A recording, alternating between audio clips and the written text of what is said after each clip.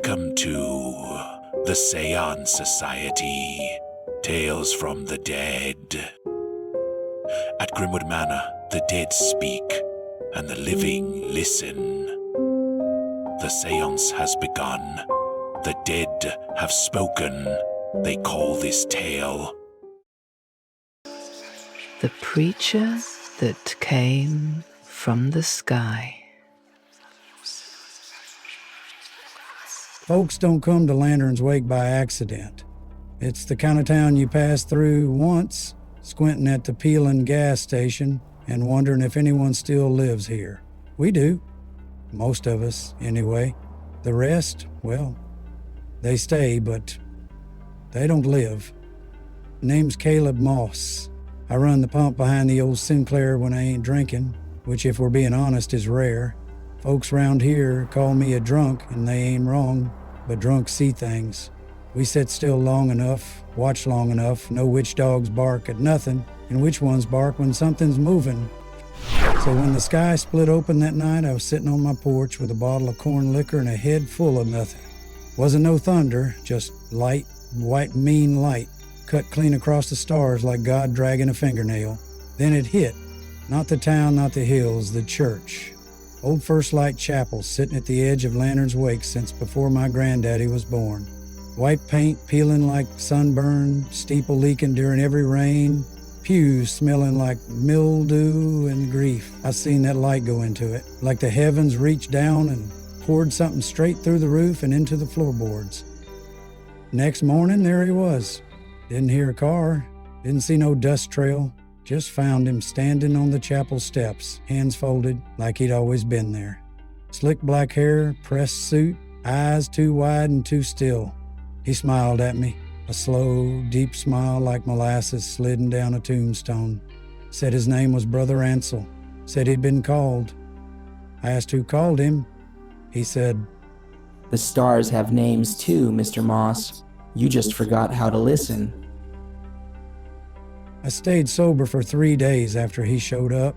Ain't nothing short of a miracle considering how deep in the bottle I usually live. But there was something about that man. Something that made the birds shut up when he walked by.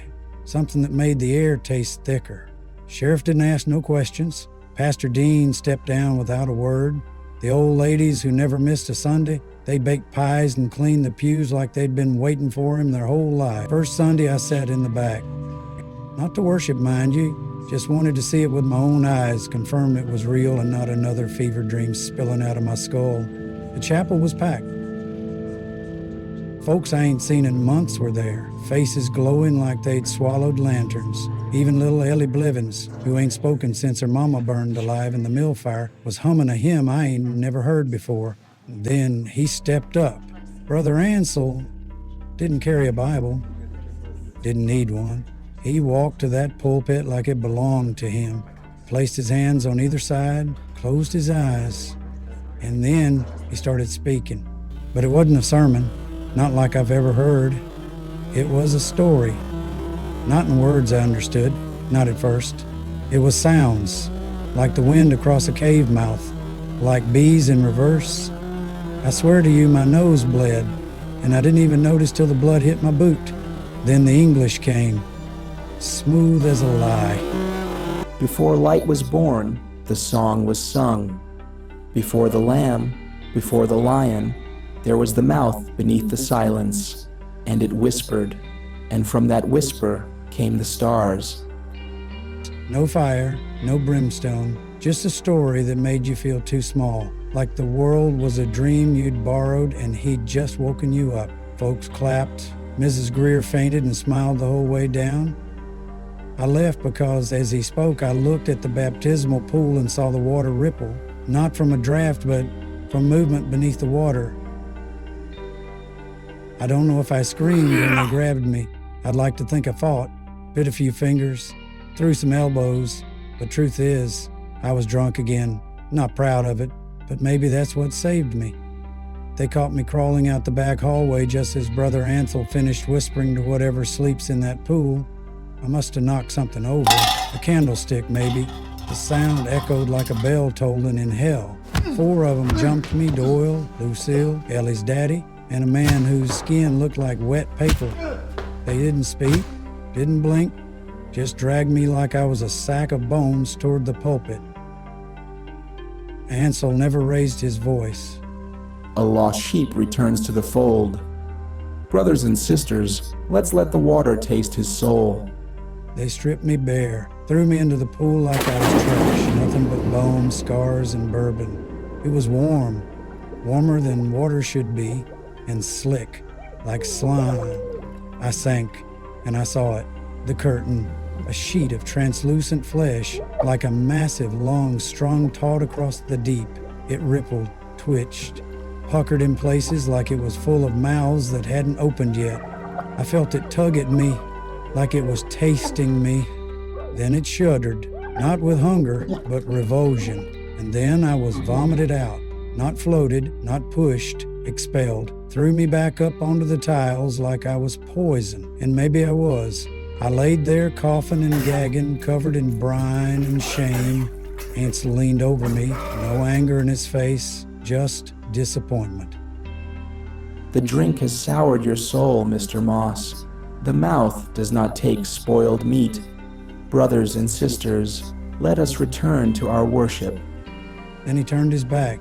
They all did. They walked away. Left me naked and twitching on the chapel floor, while the choir sang a song I swear was in reverse. I got dressed and ran, got back to my place, puked for 2 hours, and now I sit here, writing this down by candlelight because I know 2 things. 1, that thing down there is birthing something. 2, and I got just enough time to stop it before it gets teeth. I got no sleep, not really. Laid there twitching like a fish gutted wrong, bourbon still sweating out of my skin, mind screaming like a fiddle string pulled too tight. The thing in that pool, it ain't just feeding, it's gestating. Somehow I could sense it when I was under. And if it's picky about its food, then whatever it's growing needs to be just right. It's choosing, and the town's been serving up just the right kind of people. Come morning, I did what drunks do best when they're desperate. I broke into the historical archives at the courthouse, used a brick, a crowbar, and a lie about ancestral records. After I got caught by Delray, the clerk, he didn't even bat an eye. Guess I looked just respectable enough when I ain't foaming at the mouth. Of course, Delray seemed in a daze with his mouth hung open. He had been in the church the night I was attacked. Found the deed. The First Light Chapel dated back to 1843. Built on land donated by a Judge Silas Vexley. The name sounded familiar. Then I remembered. The cemetery out behind the church don't have a Vexley headstone. That's because he's buried under the church, beneath the altar, a foundational sacrifice. I dug deeper, old town records, letters, a scorched preacher's diary from 1902. One entry stood out. The voice is strong again. The pool breathes. 3 drowned this week, but the walls remain dry. I fear the next offering must be born, not bled. Something is listening. The next offering, born? And Ansel? He's just the surrogate. I went home, stared at my shotgun for a long time. Didn't clean it, didn't need to. Loaded it, slung it across my back, took the rest of the bourbon and poured it into a jug with kerosene and a wick. I ain't a brave man, I ain't a good one. But I know what kind of fire it takes to burn a wound shut. Tonight, going back to that church, and I ain't coming out till the whole thing's ash, or I am. I lit the match 3 times, snuffed it out twice. Couldn't bring myself to throw it. Not at first. Not with all those faces inside. Even now, I don't know if I was a coward or just not quite ready to watch a town burn. From the trees behind the chapel, I watched them file in. Quiet, calm, like they were headed to a wedding. Or a funeral. Maybe both. The last few stragglers I hadn't seen in weeks. Donnie the mechanic, Miss Hallie from the market, walked up the steps looking hollowed out. Their eyes were milk white. Their mouths moved, but no sound came out. They didn't fight when the others grabbed them, just nodded, like they'd been waiting. Each one was led to the edge of the baptismal pool, and one by one, they were fed to it. I should have moved then, should have kicked the door open and rained fire on them like some redneck archangel. But I didn't, because that's when it happened. The pool began to boil. Not water, not steam, just breath. It bubbled like lungs under pressure. Then the curtain ripped open. Not slowly, not theatrically, just tore like wet skin in a butcher's grip. And from it, it came, the child of the pool. It wasn't human. It wasn't alive. It wasn't even solid. It pulsed and warped and shimmered, a mass of limbs and mouths and light. It walked like a man, but its feet didn't touch the ground. Its face changed with every blink. Ansel's, mine's, yours, 100 masks worn at once. The people didn't run. They cheered, dropped to their knees and began to hum. Some peeled off the skin like clothes. Some bent backwards so their spines snapped. Some just screamed and never stopped. That's when I threw the bottle. The fire caught fastwood soaked in old oil and fresh sin, screamed across the pews, up the walls, through the rafters. The creature turned toward me, but it didn't move. It just watched. Not angry, not afraid, just curious, like I was the ant it forgot to crush. The townsfolk screamed, not in pain, but in ecstasy. Their bodies twisted as the flames rose taller, wider, longer. They burned like wax figures, but not one of them ran. They just worshipped until they melted. Accepted my fate to burn with the townsfolk I once knew so well. But fate is a funny thing, and folks used to say, God looks after fools and drunks. Well, I reckon I'm enough of both. I looked back into the flames one last time and saw Brother Ansel, skin melting off, but underneath, flesh was something writhing, throbbing. He smiled, and I blacked out. Woke up in the ash, sun breaking over the horizon like he didn't know what had happened. The church was gone, just black beams and bones of the foundation. But the pool was still there, open wide, steam rising from it like breath from a sleeping mouth. I looked in, no bottom, just darkness and the echo of hymns that hadn't been written yet. They didn't die. They went somewhere, and one day, they'll come back.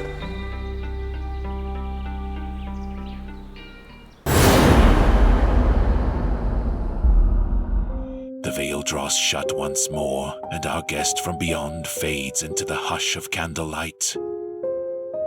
You've done well to linger this long, friend. Not everyone has the stomach for such company. But should you ever feel that cold breath on your neck, or hear a whisper that don't belong to the living, just return here to the Seance Society, where the dead speak and the living listen. Like and subscribe to our channel for more ghastly tales. Oh, and don't forget your creepy cocktail recipe. It's buried down in the description.